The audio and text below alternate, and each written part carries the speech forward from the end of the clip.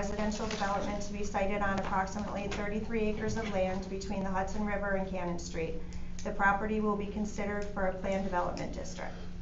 Adam, could you give us a brief overview? Sure. I know we've done it a few times, so really just any major changes, highlights?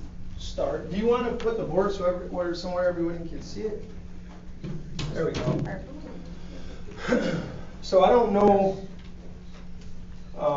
some have seen this has changed a few times, but we've narrowed it down to, I believe there's 137 plus or minus units. 131. If anybody's familiar with the Starbuck Island piece, we're going to hold this to the same standards with the manicured landscapes and the type of product that we built.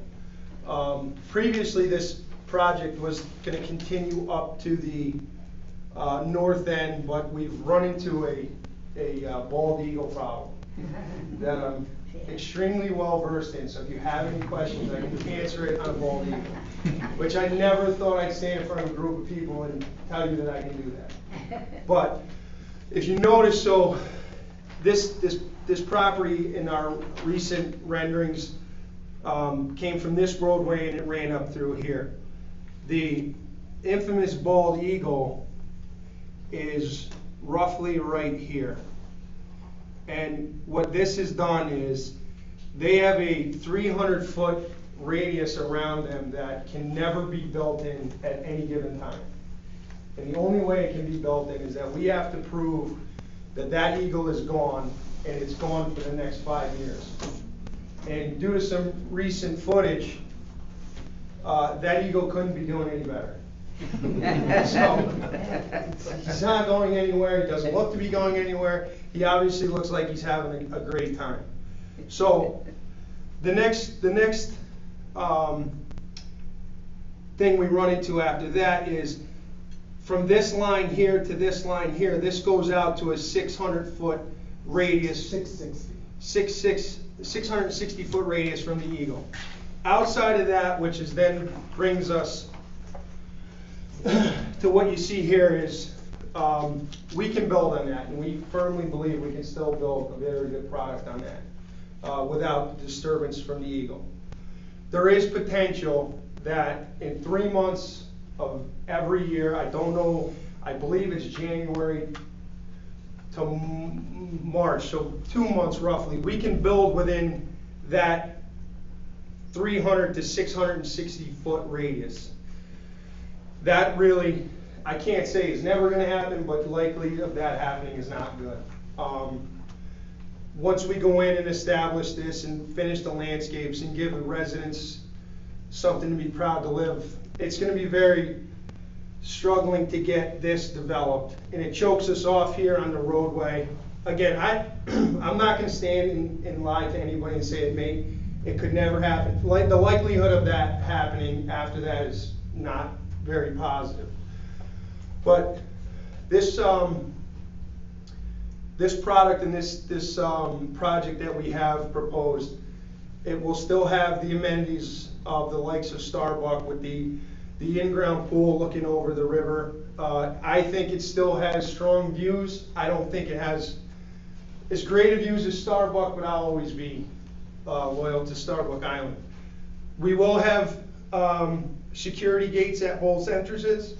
Tenants will be fobbed in and fobbed out, same type of security that we have at Starbuck.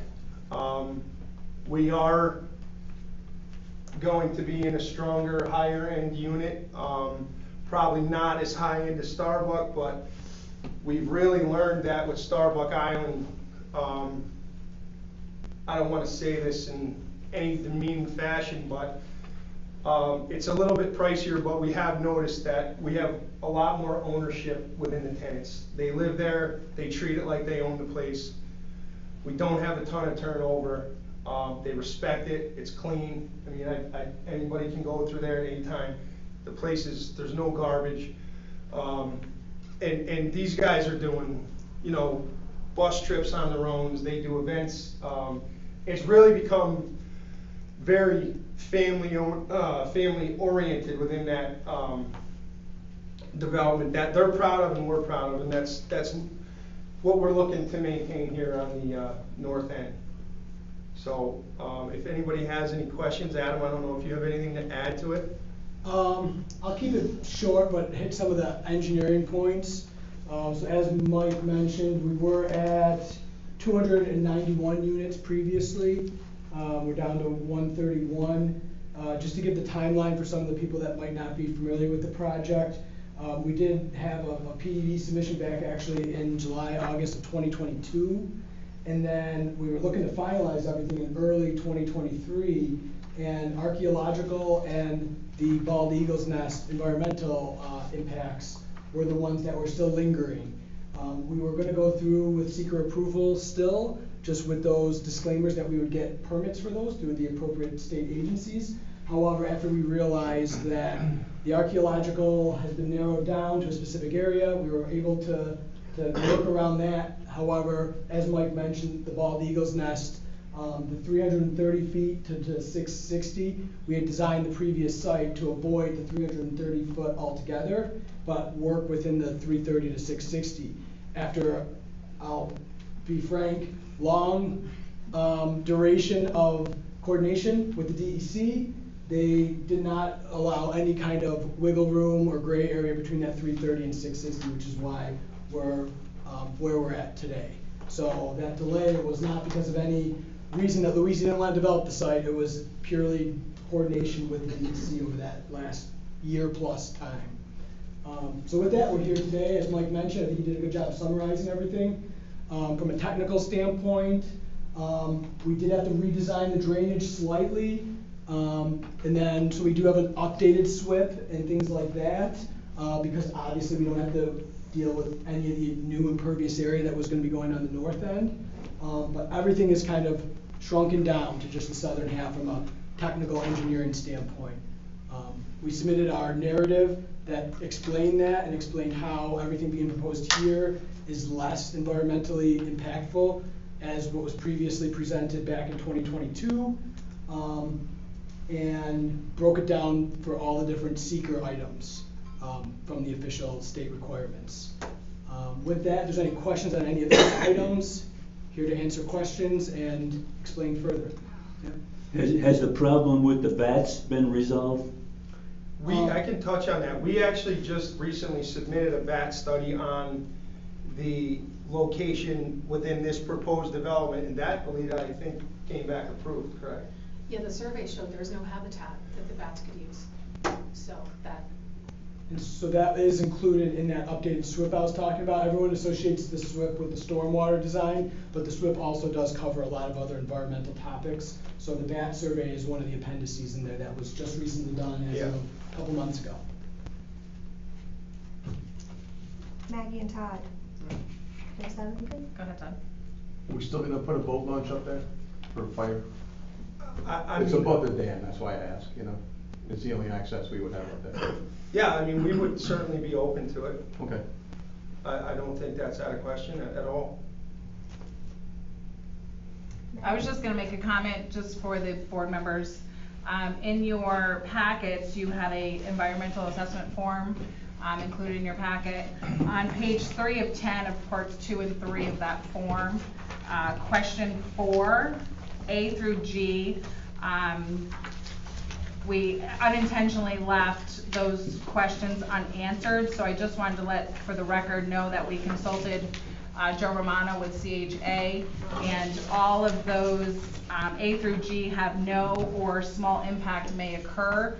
So what I have done is checked those off and filed a new copy with Michelle as a final copy.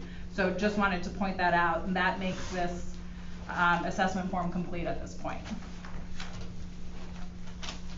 Mike, with the Bald Eagles, do you have to fence off that area? Yeah, so prior to the clearing of the, we'll call it the proposed project, we had to do the bat survey because you can only clear, Alita can help me, and Adam, you can help me with this.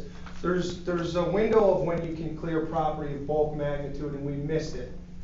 Which is why we had to go out and do the bat study, which would allow us to clear this property within season for us and out of season for the bats.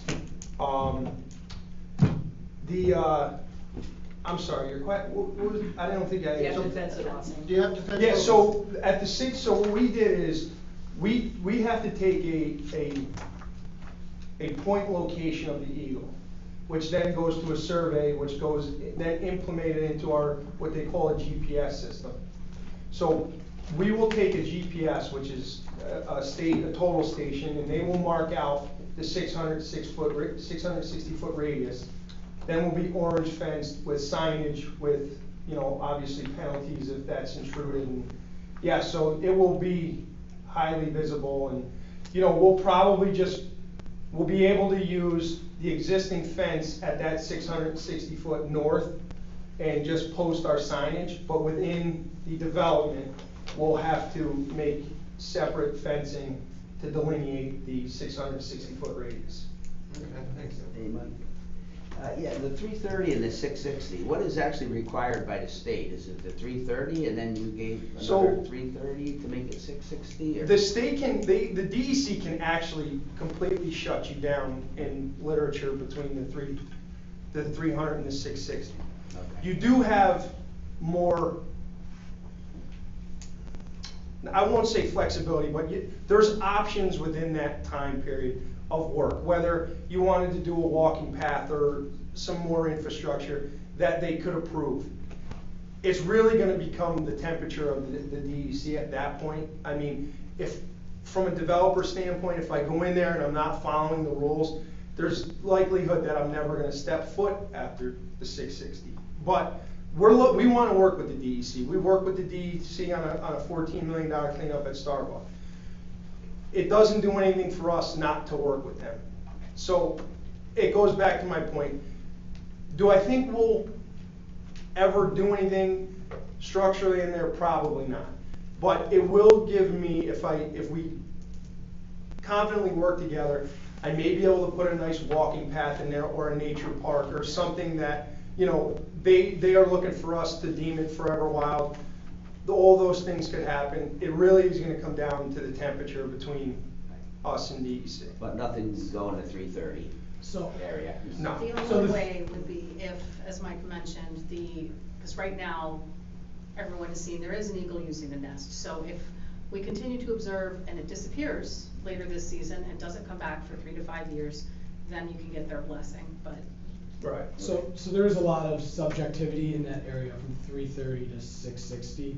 So the 330 is pretty cut and dry. You can correct me if I'm wrong, but U.S. Fish and Wildlife, it's nationwide, Okay. mandates the 330. And where New York State goes a little bit above and beyond is that area between 330 and 660. Okay. Actually, New York is being a stick in the mud. It's not listed federally anymore. Right. So the 330 is all DEC because it's on the state list. Okay. So it gets to be the subjective area, and because they're actively using the nest, we've essentially been told we gotta wait at least 5 years from now. Right. Because that 3 to 5 years that Alita mentioned, if a bald eagle's actually nesting in it, you're on the 5-year end, not the 3-year end. Right. So Okay. it gets into, I won't say opinions, but it's not black and white. There's no code book you can open up and say, okay, we're gonna be good on February of 2028 or something like that. Yeah, the DEC's gonna err on protecting the eagle. It's tough. I would be, just to be completely frank to everybody, I would say until the regulations on eagles are gone, you're probably not gonna develop I would say that's the north end. probably If pretty 5 years from now, accurate. because they are making a great comeback, if they get taken off the list altogether, that's when there might actually be an opportunity to develop. Gotcha. Till that time, it's gonna be tough. Great, thank you. Are there any more questions from anyone? I just have one more comment, just, although development's only going to happen on a portion of this parcel for the time being, I just wanna make note that Louisi Companies is in discussions with the IDA to purchase the whole land, so the whole parcel itself. So although the development is only on a portion of the parcel, they will purchase the entire parcel. There's one more thing I'd like to add to that I believe is very beneficial to Green Island, and I'm proud to say it, is this part is obviously part of what we call the Four Waters District. And I don't know if you're familiar with the Lower Hudson Ave project that we had to do at Starbuck, but we will have to upgrade a portion of the village's stormwater wherever we choose. The combined system, the split. Combined system, which is great for Green Island because, you know, a lot of municipalities have to put these out to bid and use their own funding, and these are $3, $4, $5 million projects. And we have to give you back a certain amount of volume that we use. So it's very good for Green Island that we pick a street that we can, you know, do a nice job with and repave and do some infrastructure. So I think it's a great benefit. And that goes hand in hand with the study that the village commissioned to find good spots to separate the combined system. So once we get approval, then that's kind of the next phase, is to figure out of that menu of options from that study that was commissioned by the village, what makes the most sense, and what'll most likely be a separation project of the combined system down one of the roads. Okay. I also want to note that Joe Romano from Clough Harbor has reviewed the preliminary site plan, the secret submission narrative, and the full environmental assessment form for consideration of issuing a negative declaration. The information provided is sufficient to make a secret determination, and prior to final site plan approval, Joe Romano from Clough Harbor will complete a technical review of the final plans. So with all of that, could I ask for a motion to accept the Factory Town secret submission narrative? I'll make the motion. Second? I'll second it. All in favor?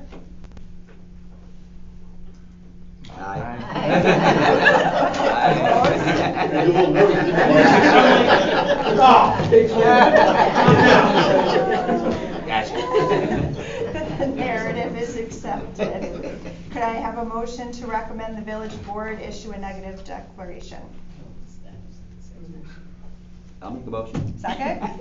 I'll second. All in favor? We're in favor. Opposed? Okay, we're all set then. If there's no further business, could I have a motion to adjourn? I'll make the motion. Second? I'll second. All in favor? All of us Italians here. I was waiting for him. Thank you very much. No. You can't vote.